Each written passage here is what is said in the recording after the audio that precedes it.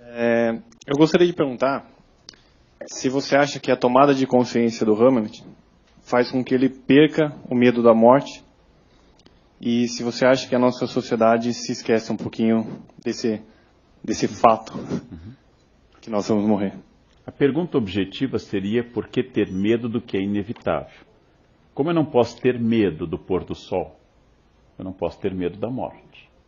Não adianta eu dizer, acho que amanhã o sol vai nascer. Eu não posso ter medo daquilo que, independente da minha vontade, vai ocorrer. Então, a morte é absolutamente estranha, o medo da morte. As pessoas chegam a um grau do eu que, como diz num belíssimo livro Boris Fausto, O Brilho do Bronze, ele fala de um amigo que disse, eu não acredito em Deus, mas se houver algo eu volto para lhe dizer. Ou seja, talvez não exista um Deus, mas o meu eu existe. E ele vai sobreviver na eternidade e vai voltar. É uma crença de que o meu eu é mais forte até do que Deus. É interessante isso. Eu acho que o medo da morte tem uma resposta religiosa clássica. E o medo da morte é negado na nossa cultura. Mas, na verdade, nós não pensamos que nós possamos ser mortais. O fato de que cada vez mais nós queremos prolongar a juventude é um momento histórico muito específico. Ou seja, o fato de que a velhice seja tida como um defeito e não como um estágio apenas da existência, é um fato muito contemporâneo, desde a ascensão da juventude a partir da década de 60 do século XX.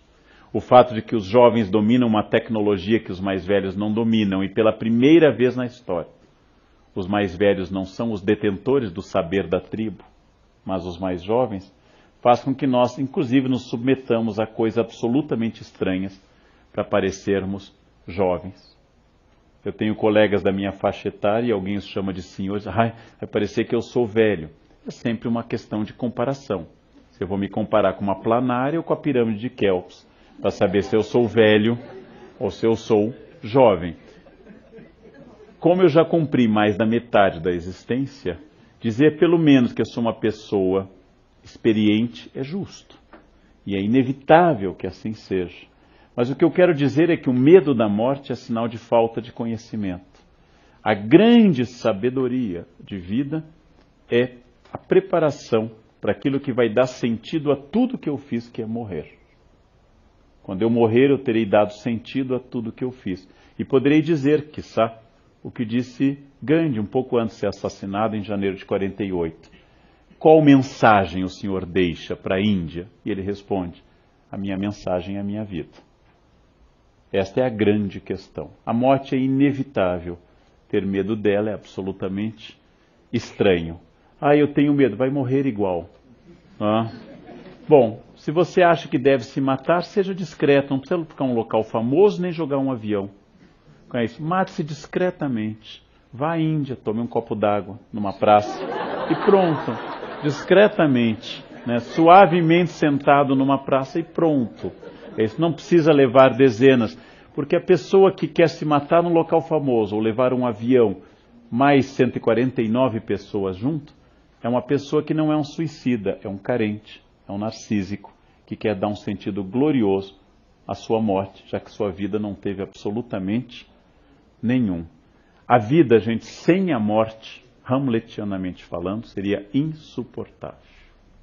A Sibila Cumana, que pediu a juventude eterna ao deus Apolo, e se esqueceu, a vida eterna, esqueceu de pedir a juventude, quando completou 1000 anos queria morrer, mas não conseguia. Os vampiros são melancólicos, porque são eternos. Em crepúsculo, alvorecer, pôr do sol, arrebol, os vampiros são sempre depressivos, estão sempre mal, sempre olham para baixo, meia luz, porque os vampiros não morrem. É só morrer que torna a vida plena de sentido. Se eu chego e digo, este é o último, se essa fosse a última aula que eu vou dar na minha vida de professor, essa aula teria um sentido extraordinário. É exatamente o fim que torna algo mais importante. Morrer é o que nos torna úteis e práticos. E quando eu for esquecido, a minha vida terá atingido seu pleno patamar. Porque ser esquecido significa que o papel foi cumprido. E como qualquer ser, eu desapareci. Não é melancólico e não é depressivo. É absolutamente alegre. Melancólico e depressivo é você querer esconder a idade ou a falência inevitável da vida.